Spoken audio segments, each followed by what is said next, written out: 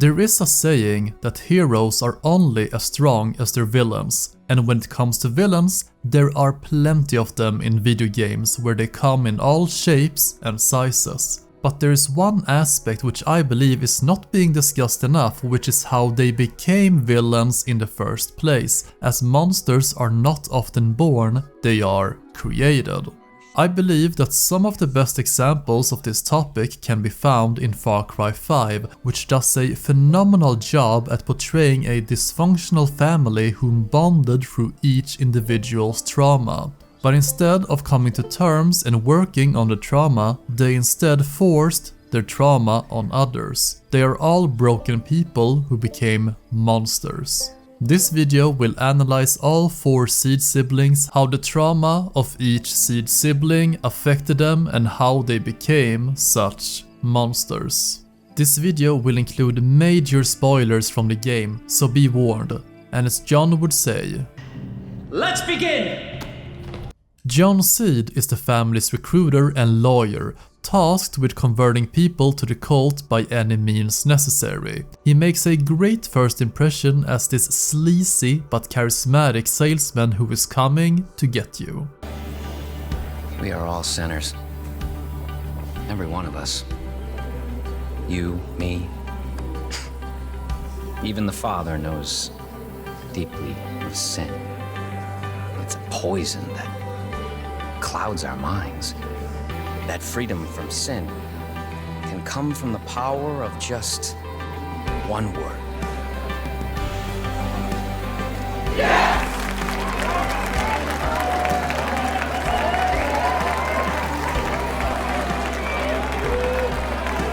Yes. I am a sinner. Yes. I wish to be unburdened. Yes. I must be redeemed. If you're watching this, know that you have been selected. You will be cleansed. You will confess your sins, and you will be offered atonement. Don't worry. You don't have to do anything. We'll come for you. Welcome to Eden's Gate. But we quickly realize that he's a complete sadist and that he hates us as he tries to drown us. This one's not clean.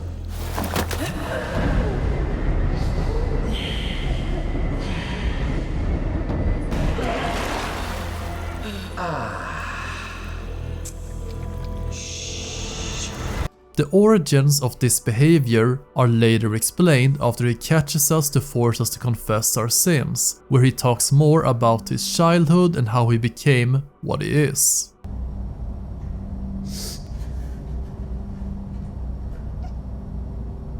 My parents were the first ones to teach me about the power of yes.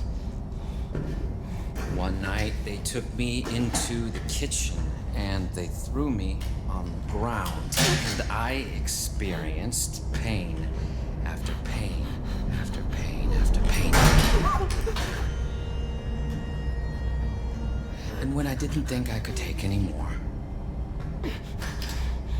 I did. Something broke free. Inside. I wasn't scared, I was clear. I looked up at them. I started to laugh. All I could say was, yes. I spent my entire life looking for more things to say yes to. I opened every hole in my body, and when those were filled, I created more.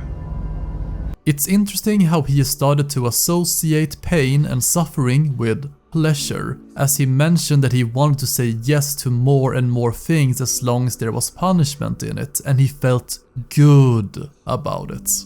This trauma of being beaten as a child and enjoying the pain made him want to share this feeling with others, which is why he's so insistent on making other people suffer, as he believes that he's helping them.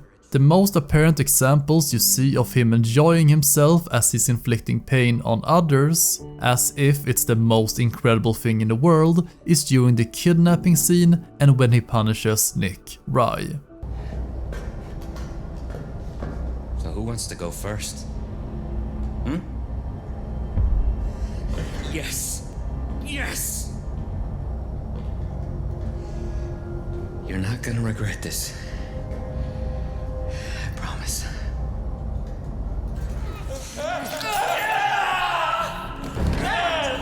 It's the power of yes!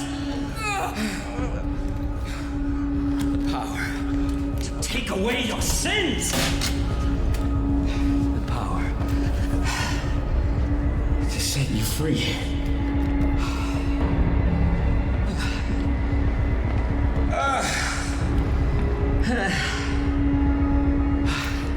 It's not just that he's forcing his own beliefs, trauma and worldview on others, as he became obsessed with tattooing their sins on their skin and later cutting it off and nailing it to the wall to show the whole world, and only after that they would be free from sin. It's pretty much the extreme version of John being beaten by his parents to confess his sins, but instead of just a beating, it's straight up torture. However, Joseph notices early on that John is enjoying all of this too much and disagrees with his form of method. Even John knows that this is one of his sins, that he enjoys too much and that he's taking instead of giving. Joseph later goes even more in depth about this in a phone call to John, which unfortunately John never got the chance to listen to. After all the atonements, all the confessions, all that you've done for me and Eden's Gate, it's not enough. Is it, John? Cast away your past. You need to open up your heart. You need to see that there is more love all around you. All the pain and suffering you spread will not help us in the long run. These actions will only feed the sin inside you. It will grow stronger. It will convince you to do wicked things. Those you scar too deeply, they will heal. They will become carriers of your sin. They will spread that sin to others. I've seen your death in a vision. You're destined to be slayed by your own sin. It will come back around in a new form. It's only a matter of when. I've seen you die young. I've seen you die old. The difference between the two outcomes is how much love you let into your heart. I pray that you hear these words before it's too late. I want to see you become an old man in the paradise we prepared for. I love you, brother. I love you. And it makes perfect sense. John tried to force his own sins on everyone else, but he was never able to love others. And how he literally forced his own sin wrath onto us. And in the end, it was our wrath that killed him. And it happened just like Joseph said it would. Joseph in his eulogy talks about how John used to be a happy kid, how he was not born a monster. And it's tragic that his childhood trauma of being beaten created this terrible person who in essence deserved to die for everything he has done. John simply gave in to his own selfish desires. Instead of keeping them in or trying to control them, he exerted them onto others, and in that moment, he was doomed to die. May God have mercy on your soul.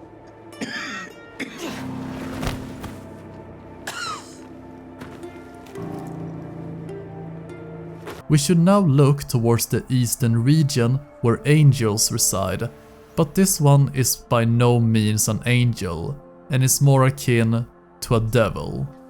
Welcome to the bliss.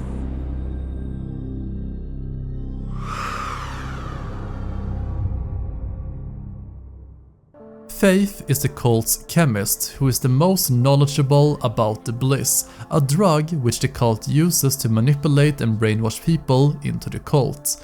She is a liar and manipulator who will try and convert you psychologically, but you can never truly trust anything she says. She's even self-aware of this notion.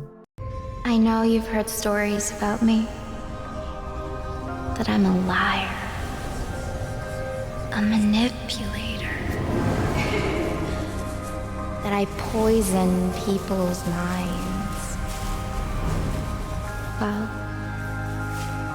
let me tell you a different story. A true story. Faith is the only person who is not bound to the Seed family by blood, as Faith herself was cast out of her community when she was just a kid, shunned and bullied by her friends and abused by her family, and in her despair she took to the needle, becoming a drug addict. But then she found the Father. And then she met the Father.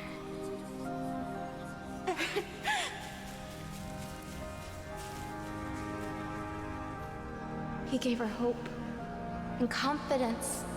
The Father showed her how special she was. She was full of love and life. He gave her a new family, one that accepted her just as she was. The young woman no longer wished to die. She had been given purpose.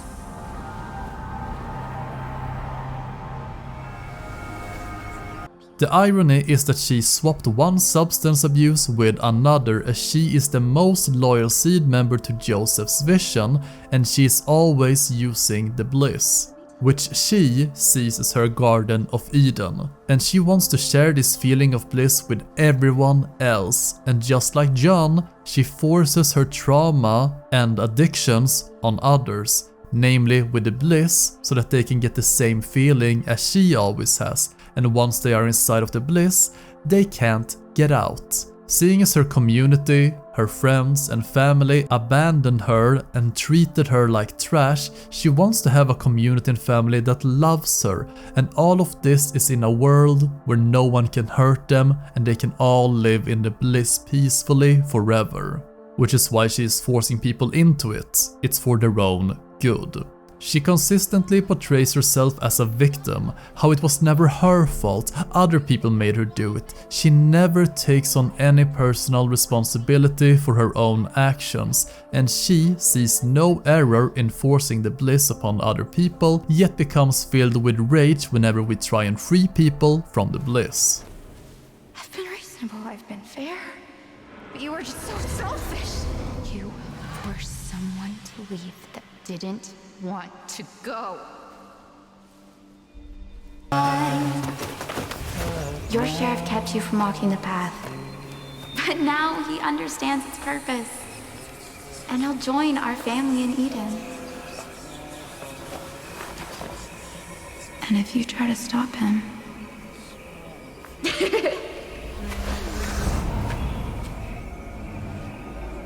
She always presents facts to suit her beliefs and agenda, and what she cares about the most is bliss, even more than Joseph. Even though Faith and Joseph are family members, she is terrified of Joseph and what he would do to her if she failed her mission, like when we burned the book of Joseph. What have you done? His words. Don't you understand what he'll do to me? And towards the end, when we are about to defeat her inside the bliss. It's not my fault. None of this was my fault. You think I wanted this? He plied me with drugs. He threatened me. I was 17. I was just a child. Out of all the Seed members, Faith is the one who has the most sympathy, as many people seem to suggest that Faith was forced into the cult and how everything she is doing is against her own will. But it's because Joseph is forcing her and how he would punish her if she does not listen to him. As I mentioned earlier, Faith's whole deal is that she is a liar and manipulator. And this becomes abundantly clear when you listen to some of the tapes of Faith where she sounds normal and not all blissed up. I believe Faith has lied and manipulated people for so long that she has entered a state of bliss, where her lies have become truths, and she can't even remember the actual truth, as the bliss has clouded her mind. We can also hear how Faith sounds when she's not under the influence of the bliss, talking about leaving her old life behind. We might still see that. Rachel's so sad and alone. Once was lost, never found. She led a faithless life and it brought her low. Faith rose up in her, but Rachel stayed low down. Faith flies divine, and Rachel gropes around in the darkness. I left her there a long time ago. And the fact that she left this recording indicates that there is still a Rachel inside of her. Faith is a tragic character who has lived in a fantasy world, failing to realize that her actions have hurt many people and that there would be consequences to them. But I think it's time to turn our eyes towards the mountains and the wolves, as the eldest member of the Seed family awaits. 82nd Airborne All-Americans, hoorah! Jacob is the family's military man who trains the cult's soldiers. His philosophy is to make them strong enough to survive the upcoming apocalypse, which Joseph has foretold. Jacob used to be a soldier during the Gulf War, where he and his friend got stranded 20 miles into enemy territory in the middle of the desert, and he explains how things just got worse and worse each day. Well, by the third day I knew we were lost. Day 6, ran out of water. You know what that's like, don't you? Difficult to swallow.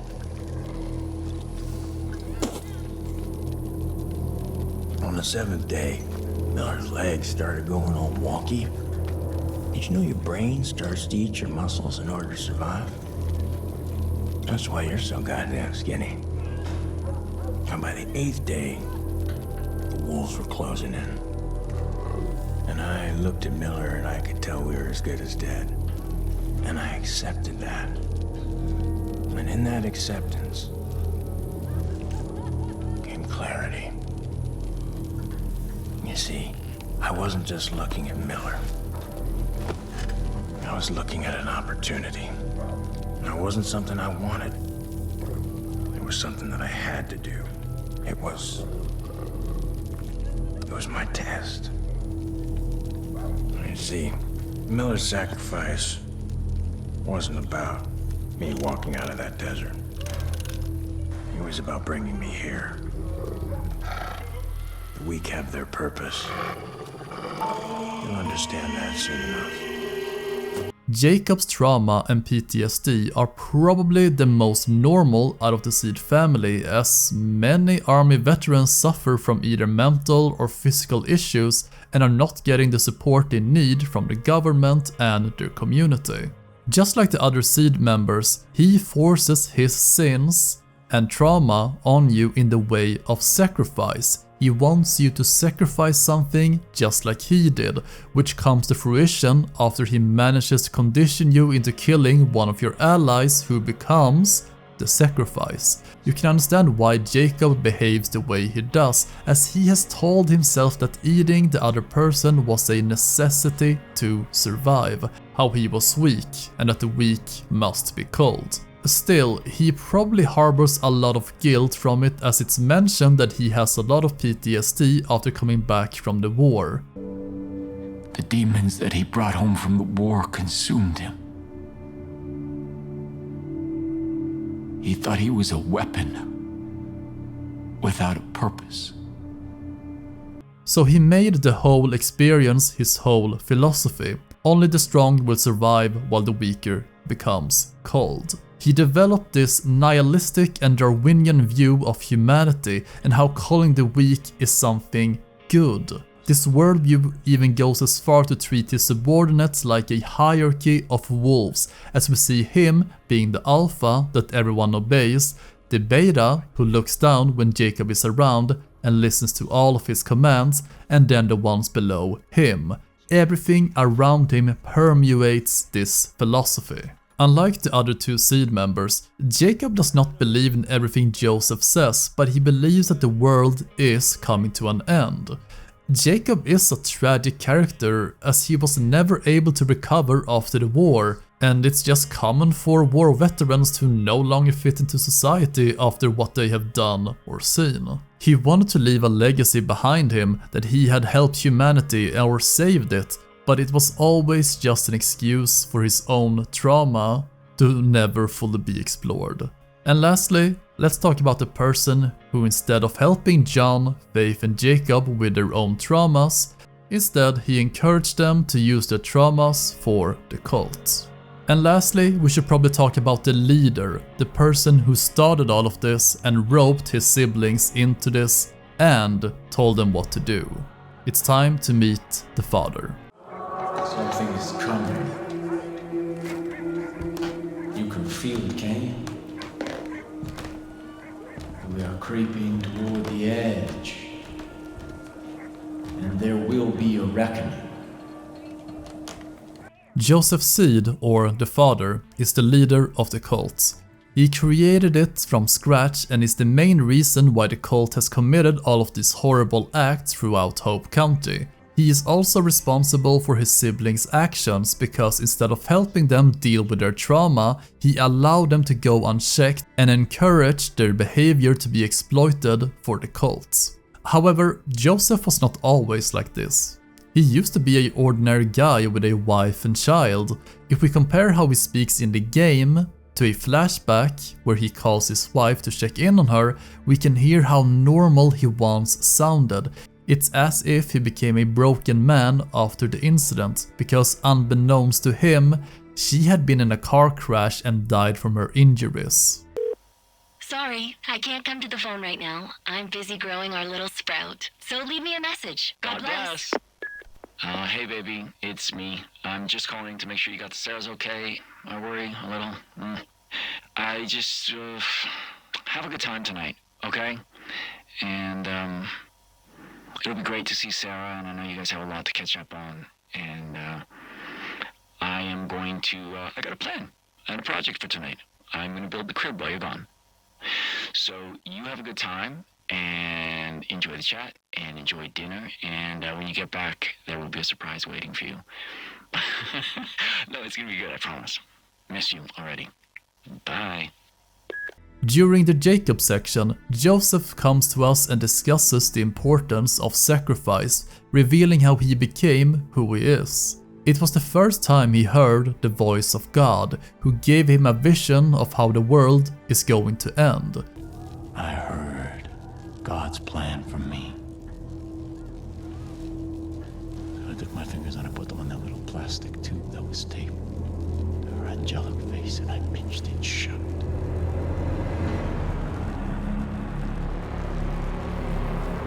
And after a little while, her legs began to kick and kick. And then nothing. Stillness. Release. The Lord giveth, and the Lord taketh. Pain, sacrifice, these are all part of his test. And we have to prove that we can serve God, no matter what he asks. Joseph attempts to convince everyone that what he saw and heard from God was true, which would also justify the act of killing his daughter, as no sacrifice is too great for God. This forms the foundation of the cult, because even if Joseph had a vision of the future, no one would believe him except for a cult that made him the figurehead. He involved his siblings and Faith to assist him and use their abilities for what he thinks is the greater good. He wants to save as many people as possible, maybe as a penance for killing his own daughter, which is why he is willing to conscript individuals into the cult by force, so they would believe in his vision and how they can all be saved. He has a bit of a god complex. even though he often claims he did not ask for this and was chosen. The vision he received was more of a curse than anything else. It's just tragic how the loss of his wife combined with seeing his daughter in the hospital bed with all those tubes and hearing the voice of God led him to killing her because he felt he must be willing to give up anything for God, and this belief just frightened Joseph to the core. His trauma is so infectious that he tries to share it with everyone. He could have chosen not to start a cult, which would have led to less suffering. Instead, he chose to torture, murder, and indoctrinate others rather than to confront his own severe trauma and acknowledge that it wasn't his fault for his wife tragically dying. Still, he decided to kill his own daughter. And I believe that most people wouldn't have done that even if God directly told them to do it, because blind faith often leads to catastrophic outcomes and the only thing left will be despair. So what makes all of these characters so great is that they are all broken people. They are all aware of their flaws and sins. One of the main themes of the game are the 7 deadly sins and how each antagonist has one. What's more fascinating is that each and one of them are trying to force their sins on you, the player, and this is mainly as a defense to try and rectify their own sins and trauma, or rather bringing people down to your level so that you are all bad people, which makes you a better person. Because here's the thing, all of these characters have tragic backgrounds and a ton of trauma, but they force their own beliefs on other people who never got a choice in the first place. And even if they were all strung along by Joseph, they were still people who caused so much harm on others and killed countless of people. Being victims does not justify them bringing harm upon others through their own trauma, and in the end, they all deserved what they got. So in conclusion, Far Cry 5's antagonists are all deep and fleshed out to an absurd degree. The fact that you understand how and why they became these monsters is deeply appreciated. It's unfortunate that not more games focus on this aspect. Even Ubisoft themselves, as later Far Cry games would either ignore or completely fail at replicating the success of Far Cry 5's antagonist. I just hope in the future that the next Far Cry game can bring this amount of depth to its antagonists back. Well, that's all for now. See you in the next one.